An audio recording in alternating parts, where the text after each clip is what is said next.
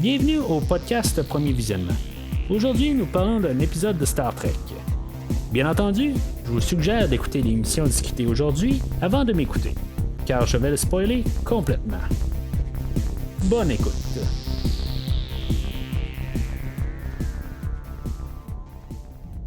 Alors aujourd'hui, on est rendu au 5e épisode de la 2e saison de Star Trek Discovery. On est en plein feu là, en s'en aller vers la 3e saison.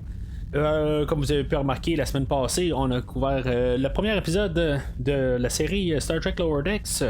On fait pas mal de Star Trek là, dans ce temps-ci. Dans le fond, je sors tout le temps un film là, comme cette semaine, on a sorti le film de Solomon Kane dans la rétrospective là, que je fais là, pour l'univers de Conan ou les films adaptés là, de Robert E. Howard.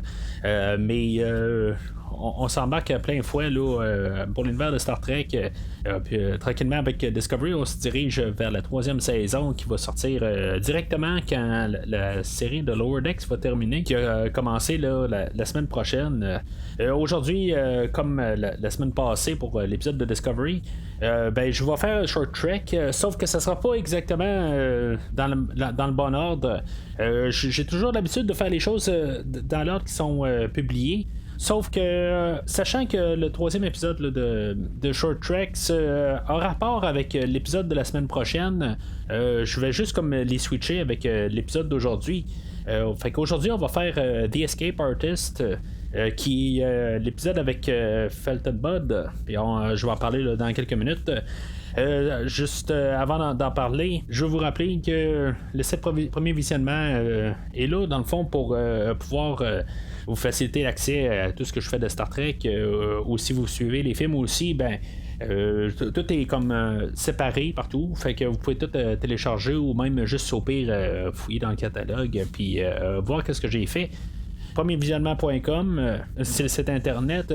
Sinon, prendre les liens RSS qui sont même sur premiervisionnement.com, puis les embarquer dans votre moteur de recherche de podcast, puis vous allez pouvoir avoir accès à tout ce que je fais. Et sinon, bien sûr, la méthode la plus traditionnelle, que des fois que vous pouvez en manquer, juste suivre sur Facebook ou sur Twitter, où ce que je publie quand même tout le temps les épisodes que je sors, mais il y a toujours moyen là, de voir qu'est-ce que j'ai fait si mettons vous êtes toujours bien à jour dans votre Facebook.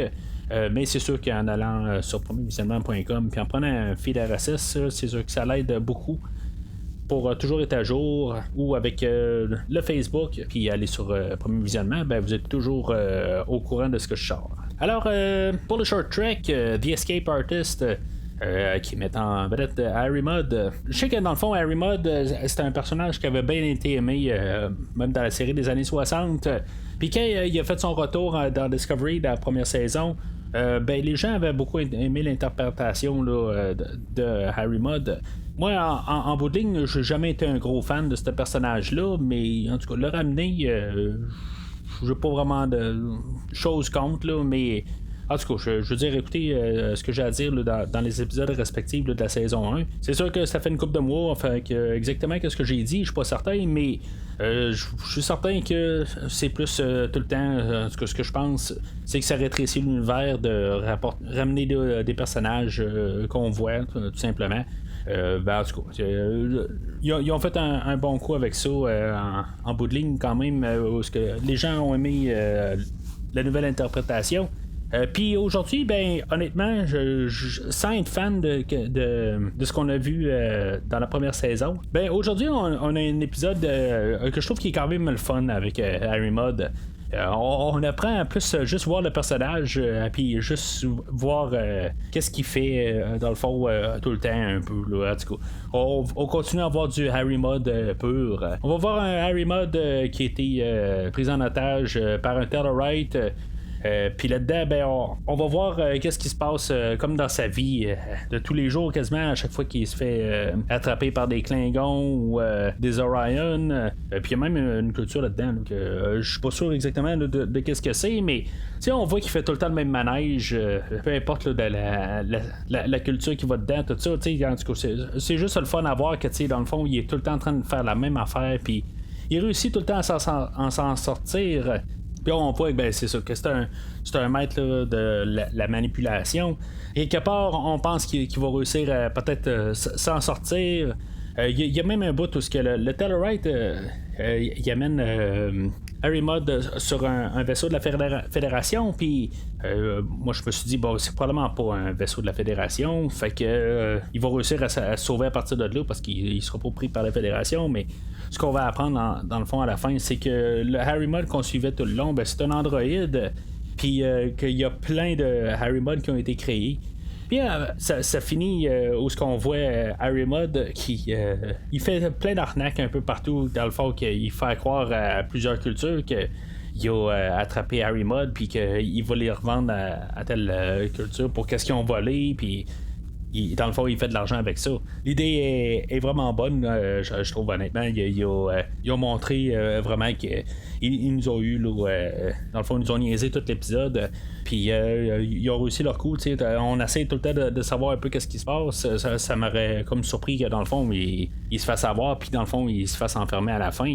T'sais, comme la dernière fois qu'on l'a vu, il s'était fait régler son compte, mais sans être kidnappé, dans le fond, là, il était parti avec une reine d'un peuple, je me rappelle plus exactement, là, mais il était pas mort à rien, là, mais je veux dire, il était en état de hors de nuire là, pour la Fédération.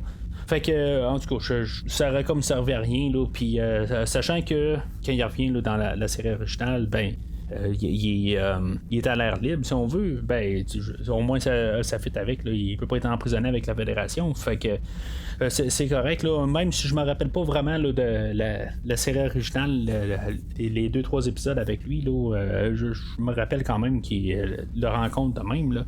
Alors, ça pouvait pas finir qu'ils finissent à la Fédération. Mais c'est ça, juste toute la manipulation dans la chose, c'est juste le fun de voir ça un peu là, pour ceux-là qui ont aimé ça. Honnêtement, j'ai une meilleure appréciation du personnage pour le short trek d'aujourd'hui que ce que j'ai eu là, dans les derniers épisodes là, qu'on l'a vu dans la saison 1. Je trouve que c'est juste le fun, dans le fond, ça nous fait juste comme débarquer, parce que c'est une histoire qui est à part. Ça n'a pas de lien du tout avec la saison 2. En tout cas, pas ce que je sache pour l'instant. Là. En tout cas, peut-être qu'il va y avoir une révélation un petit peu plus loin, mais en tout cas, pour l'instant, il me semble qu'il n'y a aucun lien. Puis c'est ça que je trouve le fun, c'est juste une idée qu'on a ramené le personnage, puis on a eu du fun avec là, pour un 15 minutes. Fait que dans l'épisode d'aujourd'hui, là, Saints of Imperfection, on parle du 5e épisode de la 2e saison, on fait vraiment la suite de l'épisode de la semaine passée. Dans le fond, aujourd'hui, ça va servir à pas mal défaire qu'est-ce qui s'est passé à la toute fin de l'épisode, où ce que Tilly a été comme mangé là, par le cocon qu'on voyait là, dans l'ingénierie. L'épisode va commencer avec Burnham qui court vers l'ingénierie, puis elle veut savoir ce qui s'est passé avec Tilly. Ce qu'on comprend pas tout de suite, c'est que Tilly, elle a été mangée ou ce qu'elle est exactement. Parce que ça finit, puis qu'on voit qu'elle est comme dans le cocon, mais je me dis pourquoi ils ont pas foutu une sonde là-dedans, ou je sais pas, une caméra, n'importe quoi, pour essayer de savoir ce qui se passait s'il était là-dedans. Parce qu'on finit avec le plan qu'ils font comme ouvrir un trou puis ils fouillent dedans. Fait que, peut-être qu'on pourrait voir si Tilly est là. Ça va être un peu résolu un petit peu plus loin, là. Mais en tout cas, je vais en parler là, dans 2-3 minutes. On est toujours en train de poursuivre la navette qui supposément Spock est à bord. Puis c'est ça, ça répond pas. Ça me rappelle un peu le film là, de, je pense que c'est Insurrection, où il y a Data qui a pris une navette, puis ils veulent rien savoir, puis dans le fond, ils sont comme en train de le poursuivre là, pour trouver une manière là, de le faire arrêter. C'est pas, ça se passe pas du tout pareil, là, mais je veux dire, j'ai comme eu un flash un peu de cette scène-là. Là, il va envoyer comme une torpille dans le fond là, pour désactiver la navette. Puis finalement, il va ramasser la navette. Puis on va être réintroduit au personnage là, de Giorgio. Ça va être notre introduction pour l'épisode. Je pense, je vais dire quelque chose à bien honnête là-dessus. J'aime bien Michelle Yeoh comme personnage là, avec Giorgio, mais je trouve que dans la deuxième saison, là, je trouve qu'on l'a forcé. Dans la première saison, c'est correct, c'était un peu l'histoire de tout ça, puis je veux dire, tout tourne alentour, puis En tout cas, c'était correct pour la première saison. Là, on dirait que la deuxième saison, je trouve qu'elle est plus à l'aise. C'est comme, on dirait qu'elle fait plus, mais je trouve que j'en ai pas de besoin. Je sais pas comment dire ça. Je trouve que c'est intéressant un peu parce que là, on dirait qu'elle commence à se laisser plus aller là, qu'on va voir au début. Puis la rivalité un petit peu entre Burnham puis elle, je trouve que c'est le fun, mais je trouve qu'elle est comme de trop. Je sais pas, il y a quelque chose qui marche pas quelque part. Je trouve que peut-être qu'on nous balance beaucoup trop de personnages, là, la section 31. On nous balance encore Cornwell aujourd'hui. On a le dirigeant là, de la section 31. On a ramené Tyler, que lui aussi va être dans la section 31. Puis, tu sais, il va y avoir plein d'affaires aujourd'hui, là, qu'ils vont amener des personnages, même si on l'a vu, là, il y a 2 semaines de ça, quand même. Mais je trouve quand même qu'elle est de trop, puis je trouve qu'on a juste trouvé une manière de la ramener. Puis, je comprends pas exactement le lien qu'elle a. Si on prend avec la fin là, de la première saison, où elle était sur le point là, de faire sauter là, Chronos, puis tout d'un coup qui est quand même retourné avec la fédération, puis ça veut dire qu'on a oublié ça. Mais en tout cas, c'est pas la seule affaire qu'ils ont oublié là, de la finale de la première saison. Ça me fait penser, puis je pense que j'en ai pas parlé. C'est comme quand la saison 1 finit, ils disent qu'ils s'en vont chercher un capitaine sur Vulcain. Finalement, ils sont jamais allés sur Vulcain pour aller chercher le capitaine. On sait pas c'est qui, tu sais. Fait que c'est une autre affaire qui a été oubliée, mais en tout cas, c'est bien correct. Anson Mount, il fait un très bon job comme Christopher Pike, puis je suis bien content de l'avoir, mais en tout cas, ça fait. C'est juste pour dire qu'il y a des affaires qui ont été oubliées là, de la finale de saison 1 de Discovery. Puis Jojo, je sais pas si elle devait revenir là, dans la section 31, puis peut-être qu'elle devrait juste revenir dans une autre manière. Là, elle est à la recherche de Spock, puis elle va dire que dans le fond, ben, c'est parce qu'elle veut l'éliminer. Puis, tu sais, dans le fond, elle veut juste comme créer la fiction avec Burnham. Puis, comme j'ai dit, ben, c'est ça. Tu sais, on sait à propos de la section 31. Ça va être comme un peu la manière là, de ramener Tyler dans l'histoire. En tout cas, il se passera absolument rien quasiment avec Tyler aujourd'hui. Mais en tout cas, faut juste pour le revoir sur le Discovery. Mais c'est ça, la section 31, je sais pas, je suis vraiment pas à l'aise avec ça qu'on l'ait là. C'était quand même une partie, me semble, c'est plus dans Deep Space Nine qu'on l'avait vu. Je pense dans Enterprise, on avait fait une référence. Là. Il y avait, je pense, un épisode double qui était carrément là-dessus. Mais je sais pas, je trouve que le Discovery est quand même assez dans la zone grise déjà, que la section 31 est déjà comme. Et c'est sûr qu'elle est plus grise encore, et peut-être quasiment plus noire. Pour ceux qui ont des badges noirs, peut-être, là, en tout cas. Je trouve que la différence entre la Fédération et la section 31 n'est pas assez différente. Ou est pas assez. Il n'y a pas une ligne assez qui les différencie les deux pour pouvoir avoir les deux. Là. C'est comme ça que je vois ça. Mais à quelque part, ben tu sais, on recycle encore des idées au lieu de faire des nouvelles idées. C'est sûr que probablement que ceux qui font les émissions, en tout cas, toutes les grosses têtes en arrière, ben ils se disent que si mettons on crée une autre affaire, ben on va dire c'est pareil comme la section 31, puis on n'entend pas parler là, quand on est rendu là, dans le temps avec Kirk ou le temps avec Picard. Fait que je comprends aussi ça parce qu'on est un prequel, on est avant la première série. Fait qu'on est pogné avec ça, fait qu'on ramène la section 31, ça je le comprends pour qu'il y ait une continuité. Mais c'est juste que on est encore en train de rembarquer dans les mêmes affaires. Fait que on s'en va dans l'ingénierie, puis Stamets, dans le fond, c'est pourquoi je disais que pourquoi qu'on n'envoyait pas une caméra dans le cocon, ben parce que Tilly, elle n'est pas dans le cocon, dans le fond, elle a comme été ingérée, puis elle a comme été transformée ou convertie en une autre matière, puis est dans le Mycelial Network. Excusez, je trouve pas le nom vraiment, comment dire ça en français. Je dois vraiment le dire comme qu'ils disent, là, mais c'est comme le réseau millénial ou mycélial que dans le fond que le Discovery se promène dedans. Fait que c'est pas mal là-dessus là, qui est la base de l'émission. On va voir où est-ce que Tilly allait, puis est encore face avec May. elle va avoir comme sa conversation avec là, mais elle dit ben tu sais dans le fond on t'a amené ici parce qu'il y a quelqu'un qui est en train de détruire notre univers. C'est pas le Discovery qui est en train de faire des sauts partout qui détruit tout là. C'est genre un monstre qui est en train de tout démolir, puis il aimerait ça que ce soit Tilly qui réussisse à se débarrasser du monstre. Je comprends pas exactement pourquoi ils sont pas capables eux autres vraiment de s'en défaire. C'est sûr qu'ils vont dire qu'il y a comme des arbres qui poussent un peu partout, puis dans le fond que c'est la bête là, qui est en train de faire ça. Mais on va revenir à ça dans quelques minutes.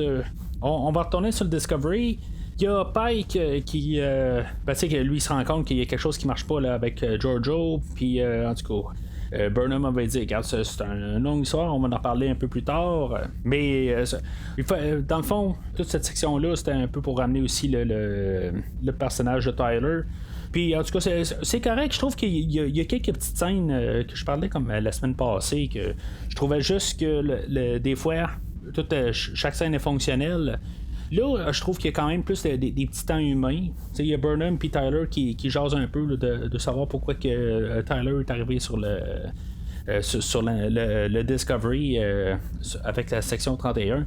Puis, c'était un peu juste de l'information pour les personnages. C'est pas quelque chose qui avance vraiment là, dans l'histoire. Puis, c'est des petits moments de même, des fois, que je trouve que on comprend que les personnages, ils sont vivants. C'est pas juste un personnage qui est joué, puis que l'histoire avance tout le temps. Juste des petits moments où on voit que les personnages sont capables de dialoguer, puis eux autres, ils comprennent qu'est-ce qui se passe. C'est pas une grosse scène, mais ça vaut tellement beaucoup. Là, puis c'est ça, des affaires qui manquent parfois dans cette série-là. Puis quand on les a, on a quand même pas mal là, depuis le début de la saison 2. Là, puis encore une fois, je suis bien content de ça. Fait que Stamets, il va expliquer à Pike, puis tout le Discovery, dans le fond, que ils vont faire un genre de demi-saut intergalactique. Dans le fond, puis ils vont pouvoir rentrer un peu là, dans le réseau Mycelial, là, parce qu'on va l'appeler de même, puis qu'ils vont pouvoir aller chercher Tilly. Fait que c'est ce qu'ils vont faire. Ils vont faire le demi-saut. C'est juste que je trouve, puisqu'on peut le faire à l'informatique, le saut informatique, on décide le Discovery en informatique, puis là quand on veut faire le saut intergalactique, on fait juste comme faire une pause au milieu, c'est parce qu'ils ont chaque frame ou chaque photo là, de l'image qu'ils ont, puis on a décidé, ça serait drôle de garder le Discovery juste à la moitié. C'est ça que je trouve que je trouve que ça a de l'air plus que d'autres choses. On a décidé de juste faire quelque chose qui avait de l'air cool. Même si je suis pas trop sûr là, de comprendre à 100% comment que ça fonctionne. Il y a quand même Stamets qui va comme devoir se plugger quand même pour pouvoir faire le saut. Mais quelque part, ils vont rester sur place. Puis c'est comme c'est eux autres même qui vont devoir sortir du Discovery. Ils pourront pas comme rester sur le Discovery puis ressortir eux autres même que le Discovery sorte du Mycelial Network puis qu'eux autres soient sortis aussi. C'est comme bizarre un peu. Je pense que c'est plus une erreur dans le fond pour cette partie-là, mais on va en parler quand on va parler de la fin. Fait qu'aussitôt qu'ils font le demi-saut, ils tombent directement en face de Tilly, puis Tilly, elle va embarquer tout de suite sur le Discovery. Parce qu'elle sait que dans le fond, sur le Discovery, il y a de l'armement, fait qu'elle est capable là, de trouver quelque chose pour pouvoir probablement détruire la bête si, mettons, dans le fond, s'il se fait détruire physiquement. Fait que elle va embarquer sur le Discovery. Fait que, ça sera pas trop long, puis elle va tomber face à face avec Burnham puis Stamets. C'est comme pas le problème, dans le fond, là, de trouver Tilly. Il la trouve tout de suite là, en genre 2 minutes. Mais je sais pas si c'est moi, justement, ça prend 2 minutes. Je sais pas s'il n'y aurait pas dû avoir quand même un peu de recherche là, dans ce monde-là, si on veut, ou quelque chose de même, c'est comme trop facile en bout de ligne. Mais on a déjà la moitié de l'épisode passé, c'est sûr qu'il faut qu'il y ait une telle durée d'épisode. Ils peuvent pas faire un épisode d'1 heure et demie, ou en tout cas encore prendre ce bout d'histoire-là, puis encore il a fait faire une troisième section par la suite. Là. Fait que d'un côté, c'est correct, mais peut-être qu'on aurait dû peut-être voir Telly tout seul dans ce monde-là qui trouve un moyen de sortir tout seul de cet univers-là ou quelque chose de même. Là, c'est sûr qu'il faut qu'on essaie de ramener Culber là-dedans. C'était un peu une des choses qu'il voulait atteindre comme objectif dans cet épisode-là. On va apprendre que Culber, c'est ça, c'est la bête. Puis que May, elle veut que, dans le fond, qu'il s'en débarrasse. Mais c'est ça l'affaire, c'est que Colbert, il n'est pas en train là, de propager les mauvais arbres ou en tout cas toutes les mauvaises racines, là, les choses qui détruisent. Il essaie juste de se défendre, dans le fond, de ce qui se passe là, dans cet univers-là, dans le fond, que lui, comme pas compatible, parce qu'il est quand même un peu humain là-dedans. Fait que c'est un peu une affaire de perspective. Fait que, bien entendu, ils ont amené Stamets justement dans le réseau Mycelial. C'est pas pour rien. C'est pas comme qu'il y ait une réunion avec Colbert puis Stamets. Mais tu sais, on va faire un petit peu des adieux à Stamets puis Colbert. Quand on va se rendre compte que Colbert il peut pas traverser de l'autre bord. Tu sais, je sais pas. Tu sais, je me dis peut-être qu'ils voulaient faire un petit peu comme ce qu'ils ont fait là, avec la fin là, de Picard. Puis comme donner là, des adieux propres à Data. Excusez si je viens de spoiler là, la fin là, de Picard. C'est pour ceux-là qui l'ont pas écouté.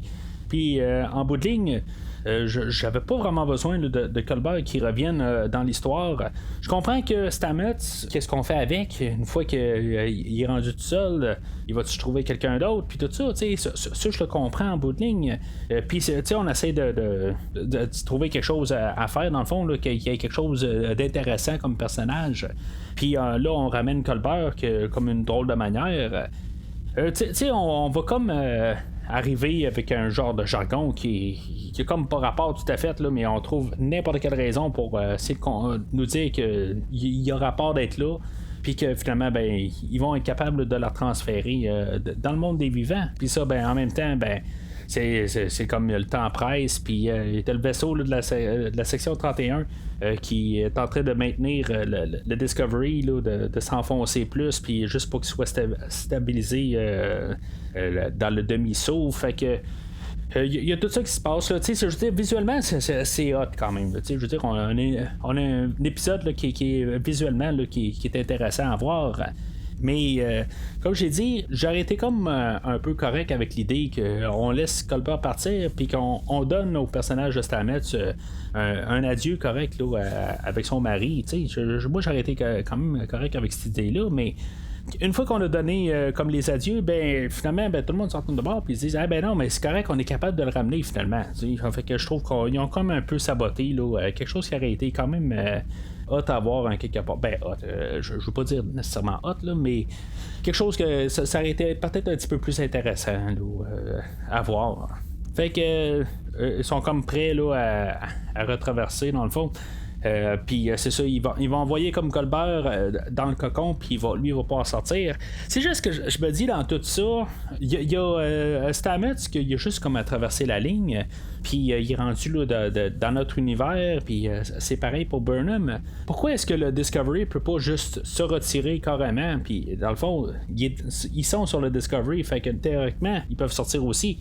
Il va y avoir juste May qui va disparaître, puis Colbert aussi, mais à quelque part, ça ils savent pas, là, mais en tout cas, je savais pourquoi ils n'ont pas fait ça en bout de ligne. C'est sûr qu'il fallait qu'ils soient capables de le dire au Captain Pike, là, de dire ok, c'est beau, on est à bord, puis tu peux sortir, mais je comprends pas le but que c'est eux autres vraiment qui doivent traverser là, comme le champ ou quelque chose de même, là, eux autres qu'il faut vraiment qu'ils traversent. Ça j'ai un petit peu de misère avec ça là, comme idée. Je pense que c'est vraiment là, un trou là, dans le scénario là, qui ont comme un petit peu mal expliqué, ou je veux dire qu'ils ont carrément pas vu ça là. Fait que ils ont en même temps c'est ça, ils ont voulu plus garder le visuel là, puis c'est correct là, j'en ferai pas un roman ou encore un plus gros roman là-dessus là, c'est pas plus grave que ça. Fait que il va être sorti de là. Puis Pike, il va voir se rendre à l'ingénierie, mais en bout de ligne, on verra jamais ça. À quelque part, c'est plus une scène là, pour montrer que Pike il fait pas confiance du tout à la section 31 puis qu'il va laisser Tyler sur le pont. Puis ça va amener dans le fond à l'autre scène suivante où ce que Pike il va aller sur le vaisseau de la section 31 puis on va voir Cornwell qui va comme dire que on a besoin là, dans le fond de la section 31 puis la fédération qui travaillent ensemble pour pouvoir régler là, l'affaire là, des anges rouges qui apparaissent un peu partout puis de tout comprendre là, avec Spock. En tout cas, je veux dire, je trouve que c'est un peu tout forcé puis il y a quelque chose qui sent pas bon là-dedans. C'est sûr que j'ai déjà vu la saison aussi. J'essaie de pas trop spoiler à l'avance. Ça, c'est pour ceux-là qui n'ont pas écouté la deuxième saison. Mais c'est ça, la manière que c'est monté, ils veulent quand même monter un peu une rivalité entre Pike et le capitaine là, du vaisseau de la section 31, là, Leland. Fait que c'est ce qu'ils veulent faire dans le fond à partir de là. Puis en même temps, ben, ils veulent nous dire que Tyler va être revenu officiellement sur le Discovery par la suite, dans le fond, qu'ils vont travailler avec la section 31, puis que Tyler va être laissé sur le Discovery en attendant. Puis pour clôturer, ben on a un peu la scène, la suite qu'on a eue avec Burnham et Georgiou. On va comprendre que Georgiou, elle, dans le fond, elle essaye d'être à l'avance de tout le monde là, avec la section 31 puis la Fédération.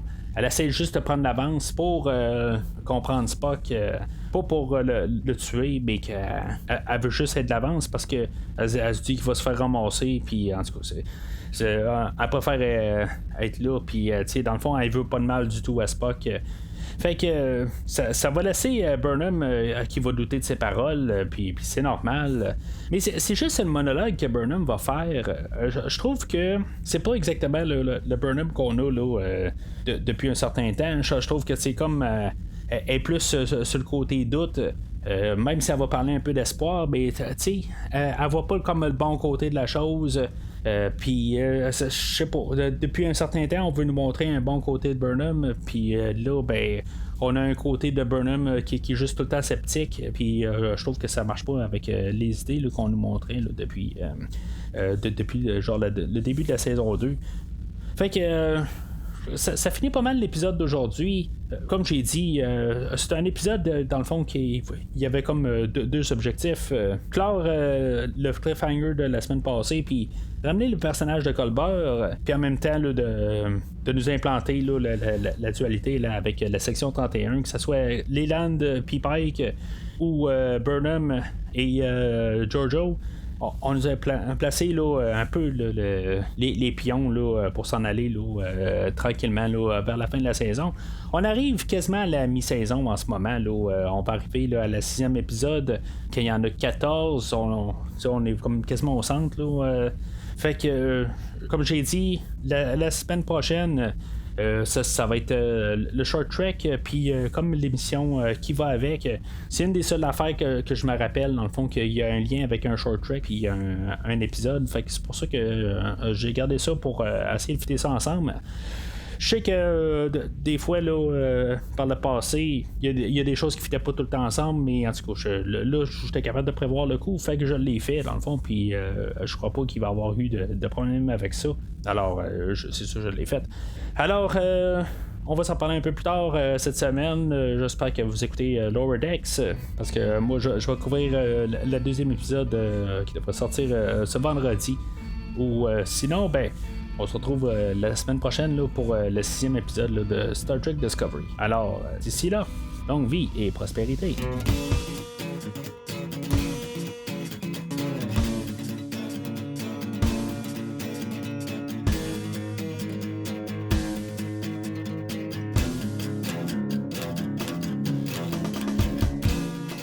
Merci d'avoir écouté cet épisode de Premier Visionnement. J'espère que vous vous êtes bien amusés. Revenez-nous la semaine prochaine pour un nouveau podcast sur l'univers de Star Trek. Vous pouvez suivre Premier Visionnement sur Facebook, Twitter, YouTube, Podbean, iTunes, Spotify et tout autre logiciel de diffusion de podcasts. Merci de votre support et à la semaine prochaine.